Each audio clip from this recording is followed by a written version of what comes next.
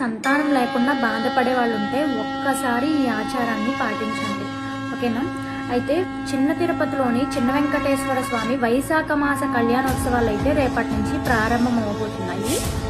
26వ తారీఖు నుంచి 3వ తారీఖు వరకు జరిగే ఈ కళ్యాణోత్సవాల్లో ఏ రోజు ఏ సేవలు జరుగుతాయి అని చెప్పి నేను మీకు అన్ని కళ్ళకి కట్టినట్టు కాకపోయినా నా సహాయ శక్తులా నేను ప్రయత్నించి మీకు చూపించడానికి ప్రయత్నిస్తాను. అయితే ఇక్కడ స్వామివారికి విశిష్టత ఏంటంటే సంవత్సరంలో 2 సార్లు కళ్యాణోత్సవాలు జరుగుతాయి. ఎందుకు అంటే ఇక్కడ స్వామి విమూర్తులుగా కొలువై ఉండడమే దీనికి కారణం.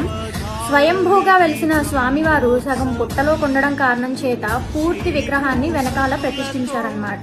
సో దాని కారణంగా వైశాఖ మాసంలో ఒకసారి, రెండోసారి ఆశ్వయుజ మాసంలో జరుగుతుంది. దాన్ని తిరు కళ్యాణోత్సవాలు అంటారనమాట. ఈ కళ్యాణోత్సవాలు జరిగే 8 రోజులు ఎలాంటి ఆర్జిత సేవలు జరగవన్నమాట. అయితే ఈ